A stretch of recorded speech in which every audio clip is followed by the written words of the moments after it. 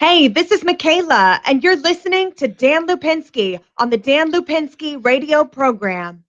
Happy Sunday, everybody. I'm grateful you joined me. Hey, how about those Bears? Go Bears. I think the final score was 27-13. I don't know if you watched the game, but they had a couple of good plays. Like first quarter, Zach Miller ran for 87 yards for a touchdown. How about that? Then Jeremy Langford in the second quarter, he ran 83 yards, and that was 24-10. So right now, I think uh, last time I looked, it was 27-13. I think that was the final quarter. So go Bears.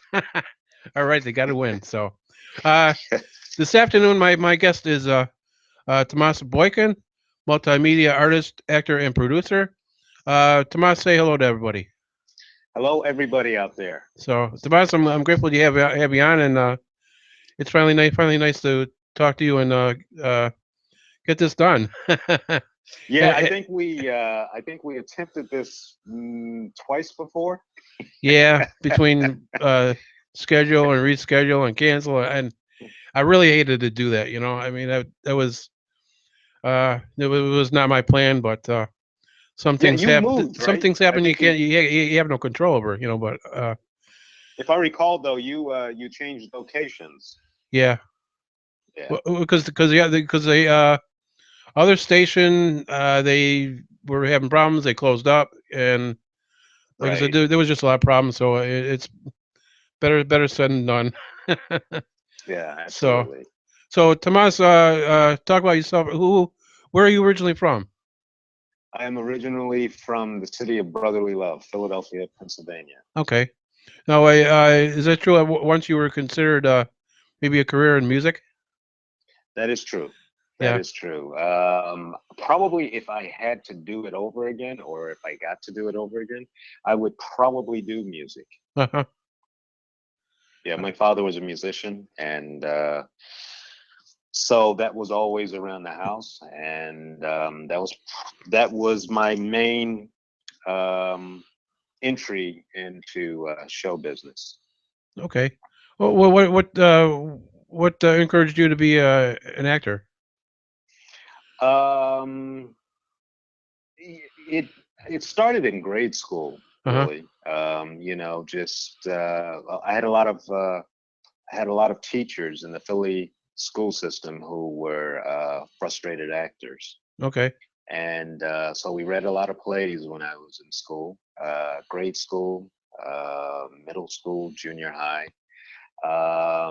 But principally, when I was I would say, third, fourth, fifth grades, second grade, we read a lot of plays, and that was all a part of the reading scholastics in the Philly school system at that time. And so after reading those plays, which were, a lot like book reports, and we would mount those plays, we would put them up. And that was really my introduction into the theater and acting as a whole. Of course, for the longest time, I didn't take it seriously because it was schoolwork, Yeah. but it sort of rubbed off. And by the time I got to high school, it seemed to be like muscle memory. You go audition for plays, and Philly was, and it probably still is. There were a lot of theater companies in Philadelphia Right. at that time, so it just, I've been doing it pretty much all my life, all through college. You know, I can't remember too many times when I wasn't um, either trying to get into a theater company, trying to get into a play, auditioning for something, or performing.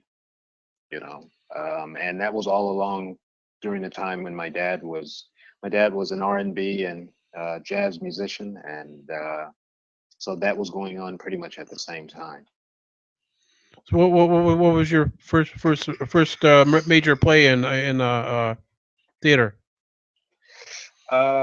Major, probably high school, a chorus line, Okay. and that was a pretty big deal, you know, to do high school productions. And after that, I basically, after I got out of high school, went to college and continued on doing that. And even in the time away from college, time off from college, during the breaks, I would hang out in South Philadelphia in I think they call it Old City Philadelphia now, but it was called Society Hill then. Okay. They might even call it Society Hill, but it's that part of Philadelphia was like Greenwich Village, Okay. and so all of the bohemians hung out down there, poets and musicians, painters, just a lot of artists. Yeah. And but yeah, I would say probably Chorus Line was the big one in high school. So now talk about your film career. When did you first start getting into that? That was in New York. After graduating college, I decided to uh, go into. I started doing community theater. I was in the Poconos Uh-huh. and started doing community theater, but I didn't have much luck with that. Well, I knew I couldn't stay there. So not long after that, I moved to New York, and I was there for a good chunk of time. Loved New York, and I started doing film there, student films, short films, graduate films, a few independent films, things that were not really on the radar, and I guess even though I was doing those films, and some of them were festival films, I thought, well, if I ever stop doing plays, maybe I could do this full time. And not long after that, well, probably quite a few years. I was there for about 11 years. I did some tours of plays, and I finally got involved in the Equity Lort lottery Okay. out of Okay. Actors Equity, and that brought me out to Los Angeles. And when I got here, I was still doing plays, because I just needed to keep my instrument going. Right. But I started to concentrate more on film, and I think I did a film years and years ago called Crack Up, Okay. and that was probably my first big film out here, and I don't even know where it is. I saw it online one time, and then all of a sudden it wasn't online. But this was quite a while ago, like late '90s, and mid to late '90s, and I was going back and forth between LA and New York. Okay. What was Um, that film about? it was a crime drama, and I played a drug lord, and Okay. yeah, it was quite a while ago. I remember it, I think about it now. you know, but the real big film that came after that was a film that I did called Among Thieves, and that was a lot of fun. Yeah. That was a lot of fun. That came about in '99, and I played an FBI agent, um, Agent Cooper, and and the film was basically about art thieves, Okay. and I played this special FBI agent in investigating art theft, and I guess that was like '99 or so, Uh-huh. and it just pretty much continued from there. Okay. You want to talk about voodoo possession? Yeah, Voodoo Possession. Yeah. Um, well, that was a lot of fun. Walter Boholtz was the director, Mark Berman producer. Um, had all that. I mean, it was an exhausting shoot. I played the character Happy Man, and uh, I spoke Creole uh, throughout the whole film. So, and I don't speak Creole as a language. Um, and it was a great experience. It was arduous and it was exhausting, but I'm really proud of that film. And it was a great experience, and the cast was great. And we did it fairly fast. You know, it was a lot of independent film out here in Los Angeles. Right. It's done fast, but I think I auditioned for that in April of 2013. We were shooting by um, July of 2013. Uh,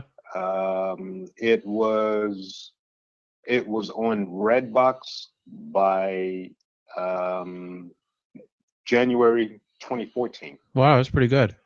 Yeah, so that was a really encouraging production to be on, because film doesn't, the turnaround time for film is it's not usually that fast, especially when you're doing it at the independent level. But to do something, where I was auditioning in April, we shot it in June, July, then you see it on Redbox right there next to Ralph's Yeah, in yeah, January yeah. 2014, you know, That's a big deal. and yeah, that's a big deal, So my family was able to get it. We had a nice, premiere for it here in Hollywood. Well, It that's was a great nice. experience. That's nice. That's nice. You had a premiere for that. That had to be cool. Yeah, it was, man. You just yeah, 'cause, like I said, because so many films, they go through principal photography, they go through post production, and I have a few right now that are from some years ago that are still in the works in terms of being released. You know, um, so you just executing a feature film Okay. is it's a long process. It can be really long, but it's ongoing unless you stop. So you always, I try to do work that sees the light of day. Okay. Now talk about the Weed Detective. This is something you're currently working on Yes, yes. in A Las lot Vegas, of right? Say that again. A lot of it being filmed in Las Vegas. Yes, yes. That Yeah, was filmed in Las Vegas. I think you're doing a lot not too far from where my mom's at. What did you say? You're filming not too far from where my mom's at. She's in one of those Sun City developments out there, not too far from where you're at. Oh, okay, Yeah. okay. Yeah, that was probably the longest time I was in Vegas. I mean, I've gone to Vegas here and there just to visit for the day, Hmm. but to be there for a number of days in residential Las Vegas, very unique Yeah. experience. But we detected great experience.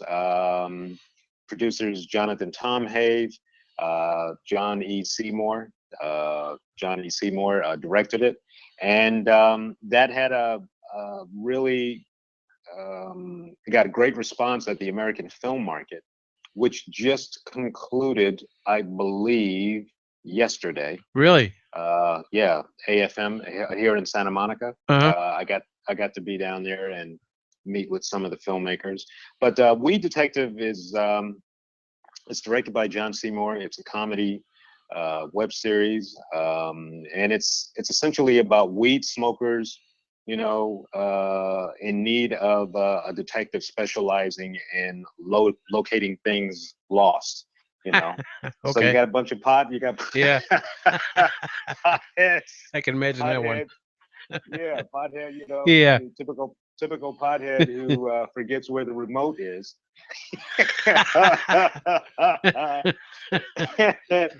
And in comes Aaron Crum, the weed detective, played by Robbie Carlyle. And in Look, that, in that, looking for that missing remote. yeah, looking for a missing remote, and um, and I play Herman Pepper, Okay. and Herman Pepper is he's a drug dealer, and he's he has a partner, and they sort of cross paths with Aaron Crum.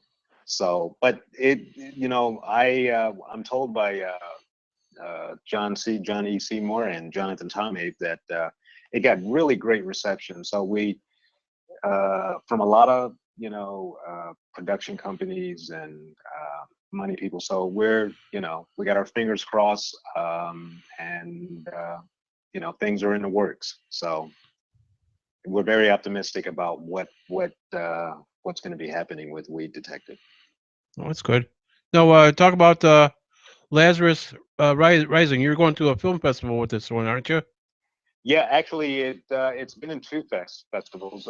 Okay. Did well in two festivals. Shauna Film Festival, I believe it's called, and which is out in the Northeast, in the New England area, I believe.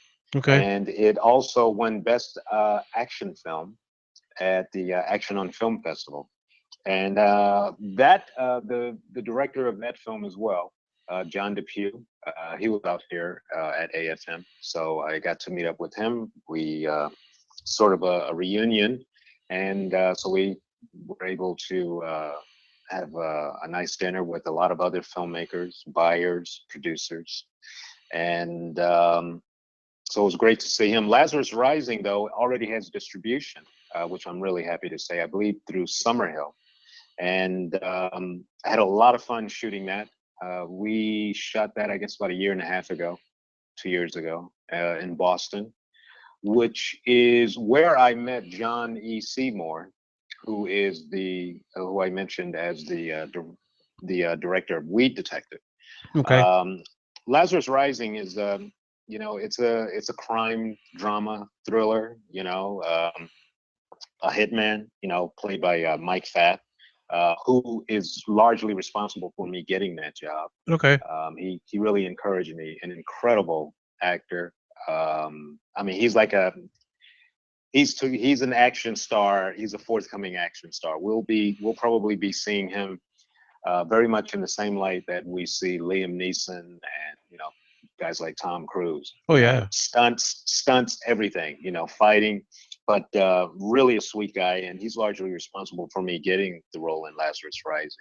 But it's a crime drama, and it's essentially about a hitman on the run with a woman who is she's got a few secrets, and what they're trying to do is they're trying to evade a number of assassins who are headed by this nefarious character by the name of Mr. Gray, played by Adani Marapis. Okay.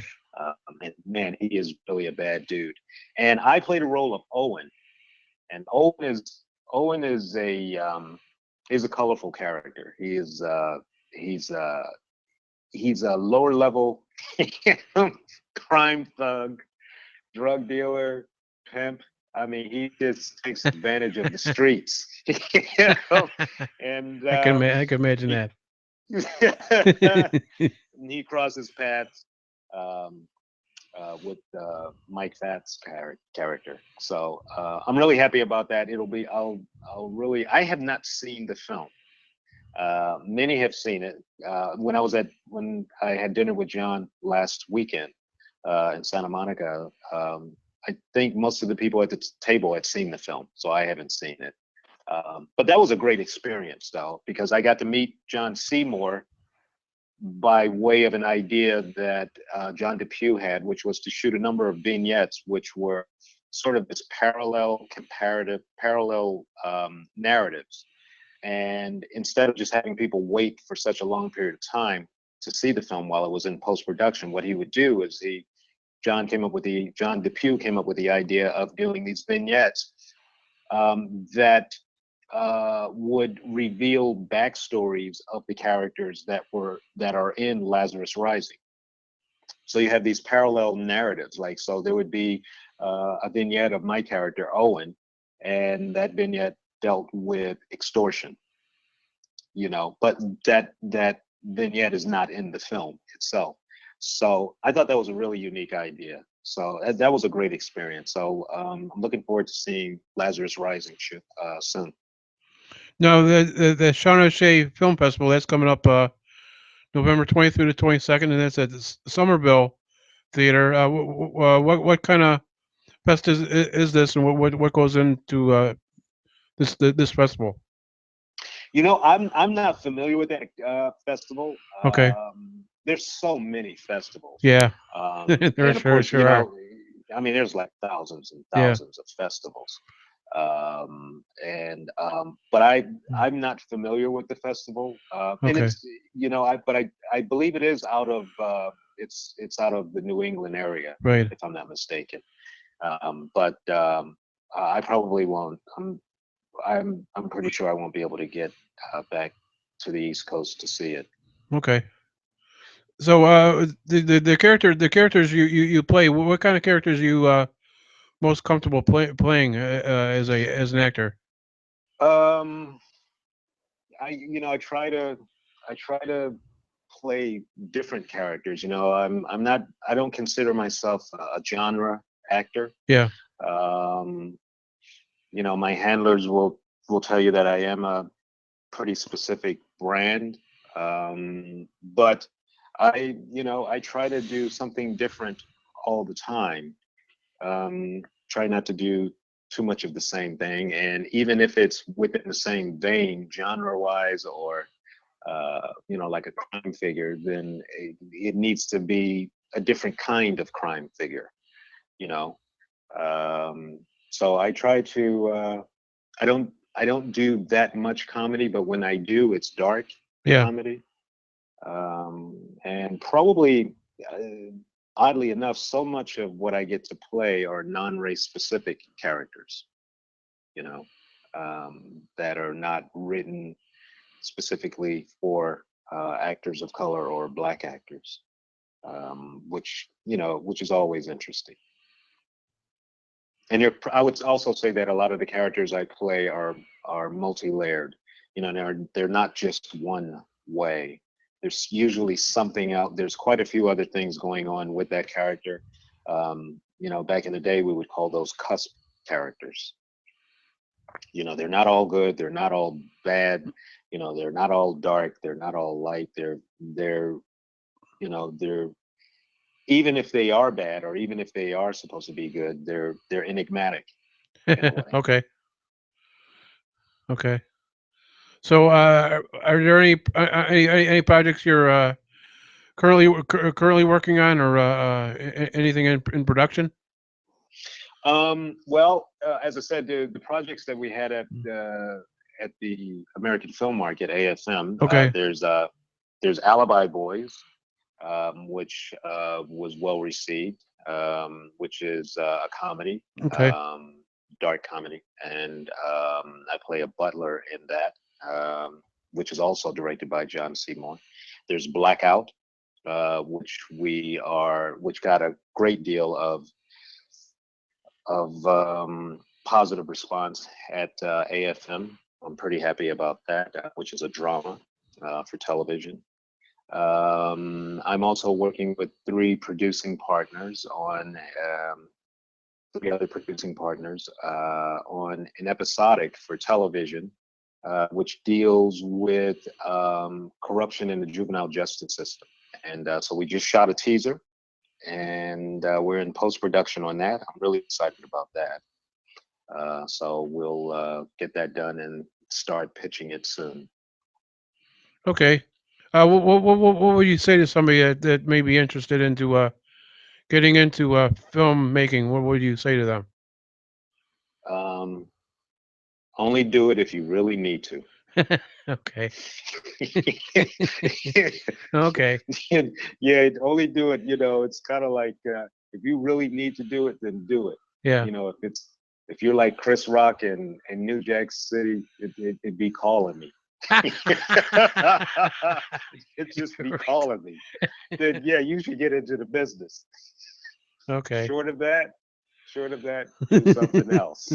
I mean, that's why I'm in it. That's right. When I'm not working, I'm pacing, and I do things to stay busy, and I'm never working enough. And as someone said to me the other day, I asked them, I said, well, you're pretty busy. And she said, well, yeah, I'm busy on paper. Then there is that, you can be busy on paper, but I'm never busy enough. Well, that's a good But yeah, thing. yeah, it is. I mean, I would like to, when I was solely an actor on the boards and I was just in plays, I was able to really stay busy. You know, like a really busy year Yeah. for me in New York. And this was like 1 year where I every play just failed. It just we closed pretty early, and I did Yeah. 9 plays in a year. That's got to really stink when it does that. I mean, It is, and it's got to be. It's got to seem like something's got to go right. yeah, something's got to go right. And but it was moreover it was exhausting. Yeah. Going from one play to another play, and then I did a national tour for about 4 years. Which was great. So I was only doing that one play for 4 years. Uh-huh. But I haven't been that busy like that in film. And that's what I'm looking to do. Like they're doing work all the time and going from one project to another, um, and hopefully it being work that I want to do, because there are a lot of actors that do work. They work because it's there, but it's not necessarily something they would do if they had choices. Right. So there's that too. Because you Mm. got to pay the bills. Yeah, that's So true. That's true. so it's a art and commerce. It's always there. Which do you like the most, the filmmaking or working in the theater? Um, Doing plays and stuff. I've always enjoyed them, especially a lot of stuff we see here in Chicago. yeah. I mean, I like them both. They're very different. Um, film does not. Film does not. Uh, it does not fuel uh, acting on stage the Right. way acting on stage Right. fuels film. I mean, it's my belief that on film, the best of us in film come from the theater, so it's Yeah. just different. But I like them both. What I like about plays is that the response is immediate. You know what's going on right then and there, and it's never going to happen again. Yeah. There's no editing, and so the best thing you can do is just enjoy it and show up and leave whatever you have, whatever you brought to the theater that night, leave it there. Just bring all of you there and just leave it. And so that's great. That's what I love about that. Yeah. Um, Film, what I like is that it's pickled. You keep it and it's there. So you need to show up there too. You really need to do your best work, because once it's a wrap and once the editing is done and the post production is done, um, you can't change that. Right.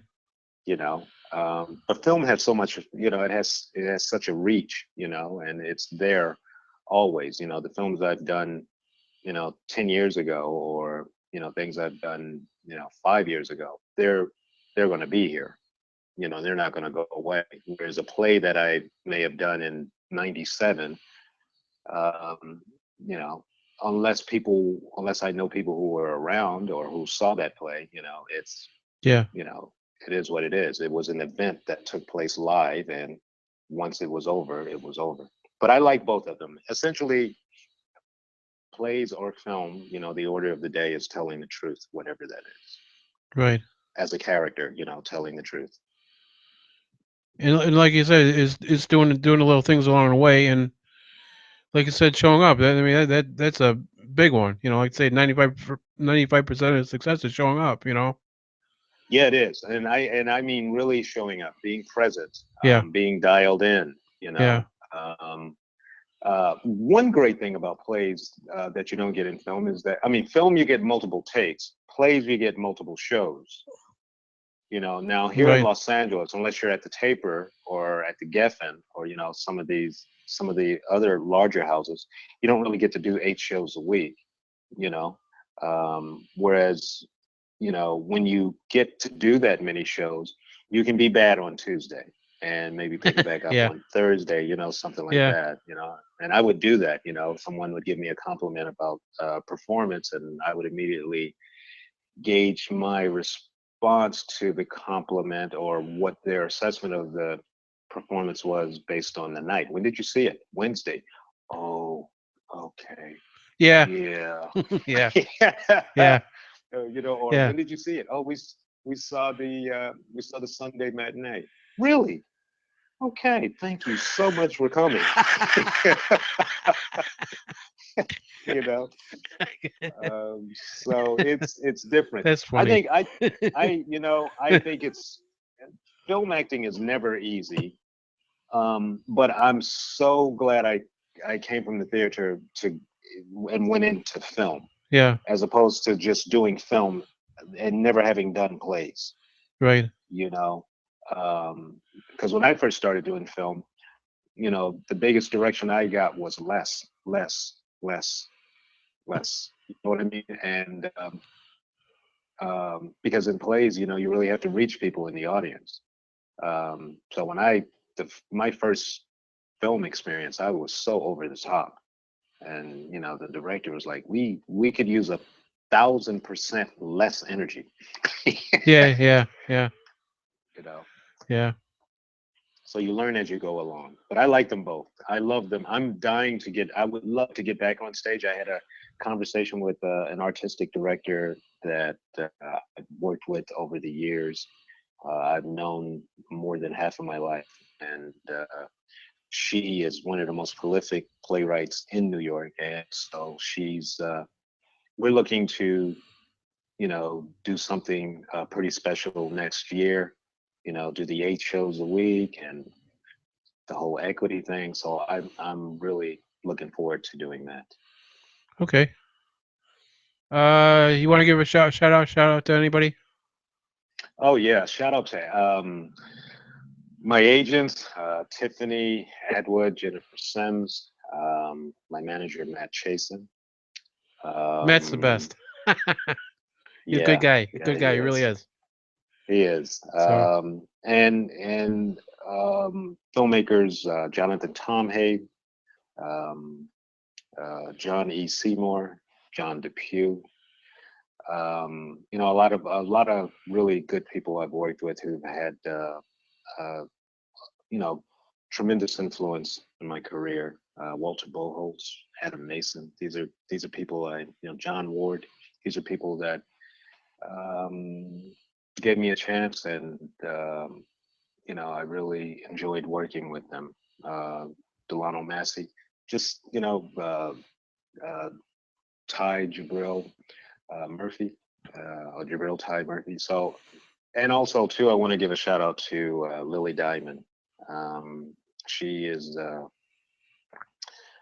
my partner, and she, keeps me inspired, and because it's hard doing this stuff. It's yeah. not always. It's rarely easy, and um, you know, anything good, it doesn't. It just doesn't come easy. So, um, but it's every day, man. It's great to be in this business. I love it. Okay. You want to give links where anybody can look you up? I'm all over social media. On Facebook. Um, I have a fan page there. On Twitter at Tomas Boykin. Stage 32. Tumblr, Flickr. If you Google Tomas Boykin, you'll see where I am. And then, of course, there's the website tomasboykin.com. Yeah, I'm out there. Okay. So if anybody's looking for a working actor, someone who is, it should be pretty easy. It's pretty easy to get a hold of me. I'm on a veil right now for a commercial, Yeah. and I've been on a veil. I can't say what the commercial is, but I've been on a veil for like 5 days, so I'm waiting to hear back from my agent because I would love to do this thing. And that's a great thing about it. Being a multimedia artist, I don't just do film and plays. I do commercials, and I do music videos. I really love music videos. Um, you know, they're not like they used to be back in the '90s. I wasn't doing them back then, but yeah, being a multimedia artist, you get to do quite a few things. In terms of uh, getting your brand out there. So, um, good times. Okay. Yeah, and this episode you could post on your webpage too for everybody to listen to, and Absolutely. and anybody listening, click on like and please click on subscribe. Thank you. And so Tomas, you have any closing comments before we let you go? um, to anyone out there, well, yeah, thank you to um, the people out there who have been so supportive of my work and my efforts. Um, people who appreciate my work, fans, people who have been sources of inspiration. And in terms of the artists out there, actors, I'll leave you with something that I was told. I was at the Walnut Street Theater Institute, and I actually mentioned this last week. I met a couple of young female actors last week, new from the East Coast. But something I was told by an acting teacher at the Walnut Street Theater Institute in Philadelphia, and I never forgot it. And it's something that just stayed with me from long ago, and I still remember it today. And I think about it. Marry the process, and the results will take care of themselves. Somehow that makes it easier for me to keep going. Because so often in this game, you get discouraged Yeah, and you yeah, just think, well, it's not working, and I'm not getting this, and I'm not getting that, and I'm not, and that just stayed with me when she said that, marry the process and the results will take care of and themselves. how many times you keep on trying and trying and trying, and how much of it is not paid for? I mean, a lot of struggling actors trying to get to where they get to, but when they finally get that break, that's a really big deal. But it's sweating it out and just doing the best you can and keep at it. Because you get behind the Right, eight ball, then you're defeating your purpose. right. And stay humble, as humble as you can be, and stay dialed in, and love it. I love every aspect of the business of the business. I love, and I also love the play part of the business. And we're in a different age now with social media. Yeah, So many years ago it was who you knew. right, Now today it's who knows you. right. Because entertainment today is more individualized now, especially with your little iPhones and everything too. It's not the Yeah, big it's yeah, big exactly. blockbusters like they It- used to be. It's all yeah, individualized now. You yeah. know. Remember that blockbusters? Yeah, yeah, Uh, yeah, yes, things are so interactive now. So I like that though, because as an actor today, you need to be far more entrepreneurial yeah. and proactive and dialed in and savvy about your brand and about getting yourself out there and staying inspired, staying fit. Right. But like I said, marry the process and the results will take care of themselves. All right. Well, Tomas, I appreciate you being on with us this afternoon, and grateful I was finally able to talk to you and get this done. And you always have my support with anything you do and anything more in the future you have working on. I'll be glad to have you on again. And you're a good friend, and hope we always keep in touch. And again, thank you for being on with us this afternoon. Thank you so much, Dan. I'm glad we finally got to do it too. And yeah, let's do it again soon. Yeah, yeah, we should. I think so. So Yeah. you have a good Sunday, and you take care, and talk to you again soon. We'll keep in touch, and like I said, we'll send you the link to this show, so Okay. you can share it then. All right, my friend. Okay, we'll see Have a you. good one. All right, bye All right. bye. Goodbye. All right, there was Tomas Boykin, multimedia artist, actor, and producer. I hope you enjoyed that interview. This is Dan Lupinski, host of the Dan Lipinski radio program. And if you're interested in producing your own internet radio podcast show, go to thekaraokezone.com. That's where we're broadcasting from the south side of Chicago. And you look for my buddy Rich Munich. Say hi, Rich. Hi, Rich. So you check out Rich, and he'll get you going too. And hey, Rich has his own show too on YouTube. Rich, what's the name of your show? The new one I started. I used to have the Second Wind. I made 71 of those episodes, and then I decided to change the name to The Rich Life. The Rich Life. The Rich Life, yeah, kind of like the vlog life. Yeah. Okay. So part of the we experience, the cult of we experience there. So listen to Rich's show and give him a little loving too, and show your support and give him a like, and you'll love the little subscribe button. Yeah, tickle that subscribe button a little bit. Show it. So again, thank you all for being with us this afternoon. Very much appreciated.